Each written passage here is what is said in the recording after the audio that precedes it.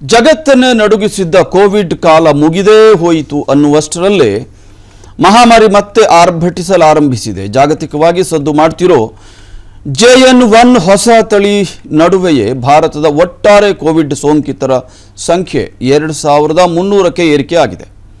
ಇಂದು ಒಂದೇ ದಿನ ಕರ್ನಾಟಕದ ಇಬ್ಬರೂ ಸೇರಿದಂತೆ ದೇಶಾದ್ಯಂತ ಒಟ್ಟು 5 ಈ ಸೋಂಕಿಗೆ ಬಲಿಯಾಗಿದ್ದಾರೆ. JN1 ತಳಿ ಸೋಂಕಿತರ ಸಂಖ್ಯೆ ಕೂಡ 22ಕ್ಕೆ ಏರಿಕೆ ಆಗಿರೋದು ಆತಂಕವನ್ನು ಇನ್ನಷ್ಟು ಹೆಚ್ಚಿಸಿದೆ. ಇನ್ನು ಇಂದು ಎಲ್ಲ ರಾಜ್ಯಗಳ ಆರೋಗ್ಯ ಸಚಿವರ ಸಭೆ ನಡೆಸಿದ ಕೇಂದ್ರ ಆರೋಗ್ಯ ಸಚಿವ ಮನ್ಸುಖ್ ಮಾಂಡವೀಯ ಈಗಾಗಲೇ ಜಾರಿಯಾಗಿರುವ ಮಾರ್ಗಸೂಚಿಯನ್ನು ಕಟ್ಟುನಿಟ್ಟಾಗಿ ಪಾಲಿಸುವಂತೆ ಸಲಹೆ ನೀಡಿದ್ದಾರೆ. ಕೋವಿಡ್ ಎದುರಿಸೋದಕ್ಕೆ ಭಾರತ ಸನ್ನದ್ಧ ಆಗಿದೆಯಾ ಅಂತ ಇಡೀ ದೇಶದಲ್ಲಿ ಕೋವಿಡ್ ಮುನ್ನೆಚ್ಚರಿಕೆ ಕ್ರಮಗಳನ್ನು ಕೇಂದ್ರ ಮತ್ತು ರಾಜ್ಯ ಸರ್ಕಾರಗಳು ತೆಗೆದುಕೊಳ್ತಾ ಇದೆ. ಇಡೀ ದೇಶ ಇದನ್ನು ಮತ್ತೊಮ್ಮೆ ಈ ಆತಂಕವನ್ನು, ಈ ಮಾರಿಯನ್ನು ಎದುರಿಸೋದಕ್ಕೆ ಸನ್ನದ್ಧ ಆಗಿದೆಯಾ ಅನ್ನುವ ಪ್ರಶ್ನೆ ಪ್ರಮುಖವಾಗಿ ನಮಗೆ ಕಾಡುತ್ತೆ. ನಾವು ಸನ್ನದ್ಧರಾಗಿದ್ದೀವಾ? ಸರ್ಕಾರ ಸನ್ನದ್ಧ ಆಗಿದೆಯಾ? ಆರೋಗ್ಯ ವ್ಯವಸ್ಥೆ ಸನ್ನದ್ಧ ಆಗಿದೆಯಾ ಅಂತ.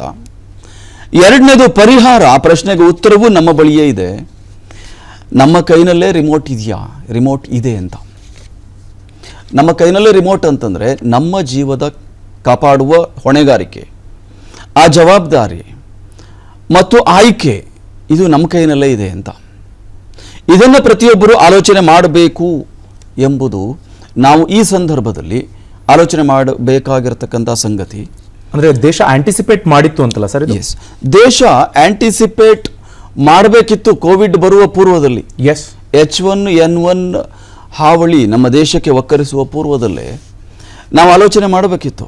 ಬಂದ ನಂತರ ಆಲೋಚನೆ ಮಾಡಿದ್ವಿ. ಅದಕ್ಕೋಸ್ಕರ ಜಗತ್ತಿನಲ್ಲಿ ನಾವು ಬೇರೆಲ್ಲ ದೇಶಗಳಿಗಿಂತ ಮೊದಲು ಕೋವಿಡ್ ಎದುರಿಸುವ ಎಲ್ಲ ಕಠಿಣ ನಿಯಮಾವಳಿಗಳನ್ನು, ಲಾಕ್ಡೌನು ಸೇರಿದ ಹಾಗೆ ನಾವು ಯಶಸ್ವಿಯಾಗಿ ಮಾಡಿದ್ವಿ. ಮುಂದುವರೆದಂತಹ ದೇಶಗಳಲ್ಲೇ ಸಾಧ್ಯ ಆಗಿಲ್ಲ. ಚೀನಾದಂತಹ ಬಹಳ ದೊಡ್ಡ ಶ್ರೀಮಂತ ದೇಶ ಅಂತ ಹೇಳಿದರು. ಗೊಂದಲಗಳು ಇವತ್ತಿಗೂ ಅವರಿಗೆ ಪರಿಹಾರ ಸಿಕ್ಕಿಲ್ಲ. ಅಮೆರಿಕದಂಥ ದೇಶ ಕೋವಿಡ್ನಿಂದ ನಲುಗಿ ಹೋಗಿದ್ದಾಗ ಭಾರತ ಅತ್ಯಂತ ಯಶಸ್ವಿಯಾಗಿ ಕೋವಿಡ್ ನಿಯಂತ್ರಣವನ್ನೂ ಮಾಡಿತು ಮತ್ತು ಇಡೀ ಜಗತ್ತಿಗೆ ಇದರಿಂದ ಪಾರಾಗುವ ಬಗೆ ಹೇಗೆ ಅಂತ ಔಷಧವನ್ನು ನಾವೇ ಕೊಟ್ಟಿದ್ದು. ವ್ಯಾಕ್ಸಿನನ್ನು ಭಾರತವೇ ಕೊಟ್ಟಿದ್ದು. ಇದು ಭಾರತದ ಹೆಗ್ಗಳಿಕೆ. ಯಾಕೆ ನಾನು ಮುಂಚಿತವಾಗಿ ಎಚ್ಚೆತ್ತುಕೊಳ್ಬೇಕಿತ್ತು ಅಂತ ಹೇಳಿದೆ ಅಂತಂದರೆ, ಒಂದು ಕೋವಿಡ್ ನಮ್ಮನ್ನು ಎಚ್ಚರಿಸಿದೆ. 10 ಈ ಥರದ ಕೋವಿಡ್ಗಳು ನಮ್ಮ ಮುಂದೆ ಬರಬಹುದು. ನಾವು H1N1 ಅಂತ ಹೇಳಿದ್ವಿ, ಆನಂತರ ನಾವು ಬೇರೆ ರೂಪಾಂತರಿ ತಳಿ ಅಂತ ಹೇಳಿದ್ವಿ, ಈಗ ನಾವು JN1 ಅಂತ ಹೇಳ್ತಾ ಇದ್ದೀವಿ. ಈ ರೀತಿ 10 ಮಾರ್ಪಾಡಾದಂತಹ ವೈರಾಣುಗಳು ಬರಬಹುದು, ಇರಬಹುದು ಅಂತ. ಯಾಕೆ ಇವತ್ತು ನಮಗೆ 2300ಕ್ಕೂ ಹೆಚ್ಚು ಸೋಂಕಿನ ಪ್ರಕರಣಗಳು ಪತ್ತೆಯಾಗಿದೆ? ಬೆಂಗಳೂರಿನಲ್ಲಿ ಒಬ್ಬರು ಮೃತಪಟ್ಟಿದ್ದಾರೆ, ಇಡೀ ದೇಶಾದ್ಯಂತ 4-5 ಜನ ಸಾವನ್ನಪ್ಪಿದ್ದಾರೆ ಅಂತ ಹೇಳ್ತೀವಿ. ಯಾಕೆ ಗೊತ್ತಾಯಿತು ನಮಗೆ? ಹಾಗಾದರೆ ಇಷ್ಟು ದಿವಸ ಇರಲಿಲ್ವಾ ಇದು? ಈಗ ನಾವು ಕೇರಳದಲ್ಲಿ ಒಂದಿಷ್ಟು ಪ್ರಕರಣ ಪತ್ತೆ ಆಯಿತು ಅಂದ ತಕ್ಷಣ ನಾವು ಎಚ್ಚೆತ್ತುಕೊಂಡ್ವಿ.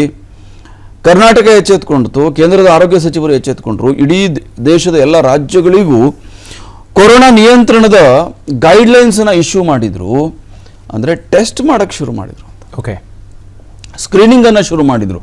ಆಗ ನಿಮಗೆ ಗೊತ್ತಾಗಿದೆ ಇದಕ್ಕಿಂತ ಜಾಸ್ತಿನೂ ಇರಬಹುದು, ಇದಕ್ಕಿಂತ ಮೊದಲೆಯೂ ಇದ್ದಿರಬಹುದು ಅಂತ.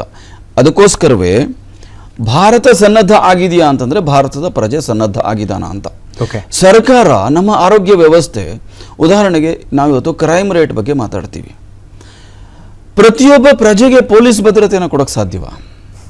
ಹಾಗೆಯೇ ಪ್ರತಿಯೊಬ್ಬ ಪ್ರಜೆಗೆ ಈ ಸೋಂಕು ಆವರಿಸಿದರೆ ಈಗಿರುವ ಆಸ್ಪತ್ರೆಗಳು ಅಥವಾ ನಮ್ಮ ಮೆಡಿಕಲ್ ಏಡ್ ಸಿಸ್ಟಮನ್ನು 100,000 ಪಟ್ಟು ಹೆಚ್ಚಿಗೆ ಮಾಡಿದ್ರು ಎಲ್ಲರಿಗೂ ನೀವು ಜೀವದ ಭದ್ರತೆಯನ್ನು ಕೊಡೋದಕ್ಕೆ ಸಾಧ್ಯ ಇಲ್ಲ ಅಂತ. ಒಂದು ಮುನ್ನೆಚ್ಚರಿಕೆ ತೆಗೆದುಕೊಳ್ಳೋದು, ಹರಡದೆ ಇರೋ ಹಾಗೆ. ಎರಡನೇ ಸಂಗತಿ, ಈ ಕಾಯಿಲೆ ಅಥವಾ ಈ ವೈರಾಣು ಬಂದ ಬಳಿಕ ನಾವು ಹೇಗೆ ನಡ್ಕೊಳ್ತೀವಿ ಅಂತ.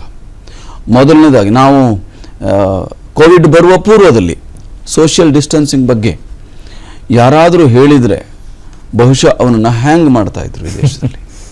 ಇವನೆಂಥ ಮೂರ್ಖ, ಇಂಥ ಆಧುನಿಕ ಕಾಲದಲ್ಲಿ ಸೋಷಿಯಲ್ ಡಿಸ್ಟೆನ್ಸಿಂಗ್ ಬಗ್ಗೆ ಹೇಳ್ತಿದ್ದಾನೆ ಅಂತ. ಆದರೆ ಕೊರೋನಾ ನಮಗೆ ಅದನ್ನು ಕಲಿಸ್ತು. ಸ್ವಚ್ಛತೆ ಅಂದರೆ ಏನು, ಸೋಷಿಯಲ್ ಡಿಸ್ಟೆನ್ಸಿಂಗ್ ಅಂತಂದರೆ ಏನು, ಹೈಜೀನ್ ಅಂದರೆ ಏನು, ಸಾಂಕ್ರಾಮಿಕ ರೋಗಗಳಿಂದ ಬಚಾವಾಗುವ ಬಗೆ ಹೇಗೆ, ಇದನ್ನು ನಮಗೆ ಕೊರೋನಾ ಕಲಿಸ್ಕೊಡ್ತು. ಆ ಕಲಿಸಿದ ಪಾಠವನ್ನು ಅಲ್ಲೇ ಮರೆತರೆ ಮತ್ತು ಈ ಆತಂಕ ಮುಂದುವರಿಯುತ್ತೆ ಅಂತ. ಕೊರೋನಾ ಕಲಿಸಿದ ಪಾಠವನ್ನು ನಾವು ಪ್ರತಿನಿತ್ಯವೂ ಜೀವನದಲ್ಲಿ ಅಳವಡಿಸ್ಕೊಳ್ತೀವಾ ಅಂತ. ಉದಾಹರಣೆಗೆ ನಾವು ಹೇಳ್ತಾ ಇದ್ದೀವಿ, ಭಾರತದಲ್ಲಿ ಇಷ್ಟೆಲ್ಲ ಹರಡ್ತಾ ಇದೆ ವ್ಯಾಪಕವಾಗಿ. ಕೇಂದ್ರ ರಾಜ್ಯ ಸರ್ಕಾರಗಳು ಗೈಡ್ಲೈನ್ಸನ್ನು ಇಶ್ಯೂ ಮಾಡಿದೆ. 60 ವರ್ಷ ಮೇಲ್ಪಟ್ಟವರು ಮಾಸ್ಕನ್ನು ಹಾಕಿಕೊಳ್ಳಬೇಕು, ಆರೋಗ್ಯ ಸಿಬ್ಬಂದಿ ಮಾಸ್ಕನ್ನು ಹಾಕಿಕೊಳ್ಳಬೇಕು ಅಂತ ನಾವು ಹೇಳ್ತಿದ್ದೀವಿ. ಎಂತಹ ಮಾಸ್ಕನ್ನು ಹಾಕಿಕೊಳ್ಳಬೇಕು? ನೀವು ತೊಟ್ಟ ಮಾಸ್ಕನ್ನೇ ನಿತ್ಯವೂ ಅದನ್ನೇ ಹಾಕ್ಕೊಳ್ಬೇಕು.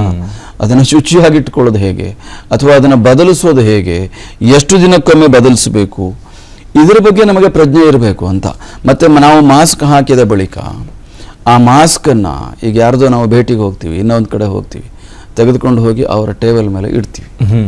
ಅದ್ರ ಬಗ್ಗೆ ಗೊತ್ತಿರಬೇಕು. ನಾನು ಮಾತ್ರ ಬಚಾವಾಗೋದಲ್ಲ, ಎದುರುಗಡೆ ಇರೋನು ಬಚಾವಾಗಬೇಕು ಅಂತ. ನಾವು ಮಾಸ್ಕ್ ಹಾಕ್ಕೊಳ್ಳೋದು ನಮ್ಮನ್ನು ರಕ್ಷಣೆ ಮಾಡ್ಕೊಳ್ಳೋದಕ್ಕೆ ಮಾತ್ರ ಅಲ್ಲ, ಇಡೀ ಸಮಾಜದ ರಕ್ಷಣೆ ಮಾಡಬೇಕು ಅಂತ. ನನ್ನಿಂದ ಬೇರೆಯವರಿಗೆ ಅದು ಸ್ಪ್ರೆಡ್ ಆಗಬಾರ್ದು ಅಂತ, ನನ್ನ ಎಂಜಲು ಅಥವಾ ಇನ್ಯಾವುದು, ಇದರಿಂದ ಬೇರೆಯವರಿಗೆ ಈ ರೋಗಾಣು ಸ್ಪ್ರೆಡ್ ಆಗಬಾರ್ದು ಅಂತ. ಸೊ ಹಾಗಾಗಿ ನಾವು ಹೇಳ್ತಾ ಇರೋದು, ಇದರಿಂದ ಪಾರಾಗೋದಕ್ಕೆ ಸಾಧ್ಯ ಇದೆ. ಸರ್ಕಾರದ ಜೊತೆಗೆ ನಾವು ಸಹಕರಿಸಬೇಕು. ಅದು ಕೇಂದ್ರ ಸರ್ಕಾರವೇ ಇರಲಿ, ರಾಜ್ಯ ಸರ್ಕಾರವೇ ಇರಲಿ. ಮತ್ತು ಭಯ ಬೀಳೋದ್ರಿಂದ ಈ ರೋಗದಿಂದ ಪಾರಾಗೋದಕ್ಕೆ ಸಾಧ್ಯ ಇಲ್ಲ, ರೋಗಾಣುವಿನಿಂದ ಪಾರಾಗೋದಕ್ಕೆ ಸಾಧ್ಯ ಇಲ್ಲ. ಎಚ್ಚರಿಕೆಯಿಂದ ಸಾಧ್ಯ. ಭಯ ಬೀಳೋದ್ರಿಂದ ಇನ್ನೂ ಹೆಚ್ಚಾಗುತ್ತೆ. ಅದರಲ್ಲೂ ದುರ್ಬಲ ಹೃದಯ ಇದ್ದರೆ, ನಿಮ್ಗೆ ಉಸಿರಾಟದ ತೊಂದರೆ ಇದ್ದರೆ, ಅಸ್ತಮಾ ಪೀಡಿತರಾಗಿದ್ದರೆ, ನೀವು ಭಯ ಬಿದ್ದರೆ ಬೇಗ ಸಾಯ್ತೀರಿ ಅಂತ ಅರ್ಥ. ಸಾಯಬಾರ್ದು ಅಂತಿದ್ರೆ ಎಚ್ಚರಿಕೆ ವಹಿಸಬೇಕು ಮತ್ತು ಕಾನ್ಫಿಡೆಂಟ್ ಆಗಿ ಇರಬೇಕು. ಅನೇಕರು ಕೊರೋನಾ ಸಂದರ್ಭದಲ್ಲಿ ನಾವು ನೋಡಿದ್ದೀವಿ, ಎಷ್ಟೋ ಜನ ಸತ್ತವರಿಗೆ ಕೊರೋನಾ ಬಂದೇ ಇರಲಿಲ್ಲ ಟೆಸ್ಟ್ ಮಾಡಿದಾಗ. ನನಗೂ ಬಂದಿರಬಹುದು ಅಂತ ಹೌಹಾರಿ ಸತ್ತಂಥವರೇ ಸಾಕಷ್ಟು ಜನ ಇದ್ದಾರೆ. ಆ ದೊಡ್ಡ ಸಂಖ್ಯೆಯಲ್ಲಿ ಇವ್ರ ಸಂಖ್ಯೆಯು ದೊಡ್ಡದಿದೆ ಅಂತ. ಅಂದರೆ ಭಯದಿಂದ ನನಗೂ ಸಾವು ಬಂದ್ಬಿಡುತ್ತೆ, ಜ್ವರ ಬಂದಿದ್ದೆಲ್ಲದು ಕೋವಿಡ್, ಅಥವಾ ಕೆಮ್ಮು ಸೀನೋ ಬಂದ ತಕ್ಷಣ ಅದು ಕೋವಿಡ್ ಅಂತ ಭಾವಿಸೋದು.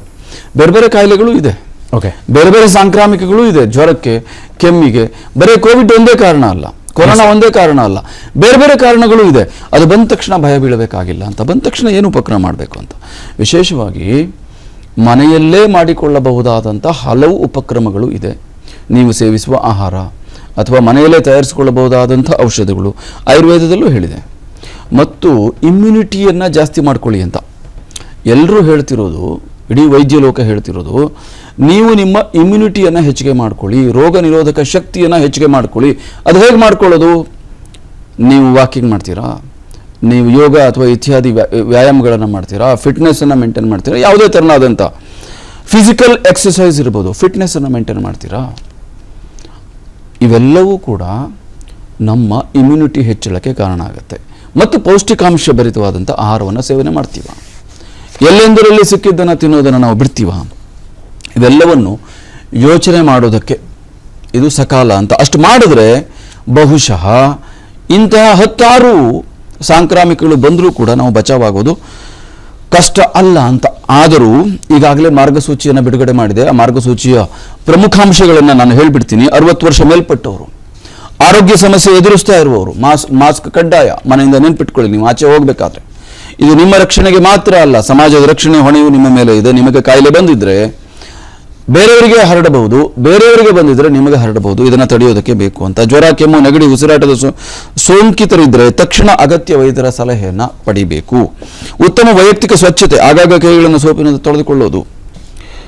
ಕೊನೆ ಪಕ್ಷ ನೀವು ಯಾರಿಗೋ ಹ್ಯಾಂಡ್ ಶೇಕ್ ಮಾಡ್ತೀರಿ, ಅಥವಾ ಇನ್ಯಾವುದು ಹೊರಗಡೆ ಮಾರ್ಕೆಟಿಗೆ ಹೋಗಿ ಬರ್ತೀರಿ, ಅಲ್ಲಿ ಬೇರೆ ಬೇರೆ ವಸ್ತುಗಳನ್ನು ನೀವು ಟಚ್ ಮಾಡಿರ್ತೀರಿ. ಬಂದ ನಂತರ ಆ ಸ್ವಚ್ಛತೆಯ ಬಗ್ಗೆ ಗಮನ ಕೊಡಿ ಅಂತ. ಆರೋಗ್ಯ ಸಮಸ್ಯೆಗಳು ಕಂಡು ಬಂದಲ್ಲಿ ಮನೆಯೊಳಗೆ ಇರಿ. ನಿಮಗೆ ಬಂದಿರೋದು ಯಾವ ಕಾಯಿಲೆ ಅಂತ ಅದು ಪತ್ತೆ ಆಗುವವರೆಗೆ, ಅದನ್ನು ಗುರುತಿಸುವವರೆಗೆ ನೀವು ಮನೆಯಲ್ಲೇ ಇರಿ.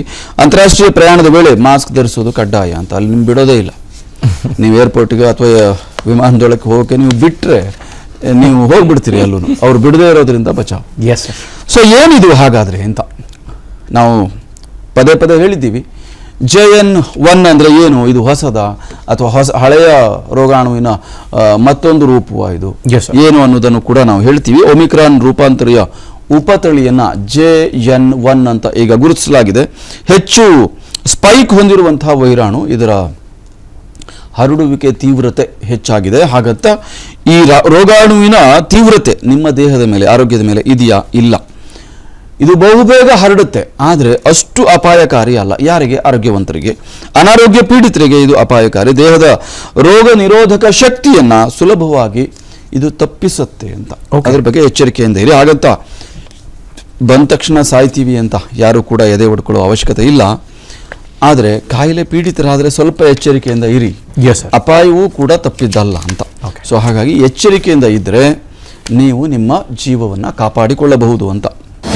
ಅನುಕ್ಷಣದ ಸುದ್ದಿಗಳಿಗಾಗಿ ವಿಸ್ತಾರ ನ್ಯೂಸ್ ಯೂಟ್ಯೂಬ್ ಚಾನೆಲ್ ಸಬ್ಸ್ಕ್ರೈಬ್ ಮಾಡಿ. ಹೊಸ ಸುದ್ದಿಗಳ ನೋಟಿಫಿಕೇಶನ್ಗಾಗಿ ಬೆಲ್ ಐಕಾನ್ ಕ್ಲಿಕ್ ಮಾಡಿ. ಲೇಟೆಸ್ಟ್ ಅಪ್ಡೇಟ್ಸ್ಗಾಗಿ www.vistaranews.com ವೆಬ್ಸೈಟ್ಗೆ ವಿಸಿಟ್ ಮಾಡಿ. ಅಂಗೈಯಲ್ಲೇ ಜಗತ್ತಿನ ಸುದ್ದಿ ತಿಳಿಯಲು ವಿಸ್ತಾರ ನ್ಯೂಸ್ ಕನ್ನಡ ಆಪ್ ಡೌನ್ಲೋಡ್ ಮಾಡಿ.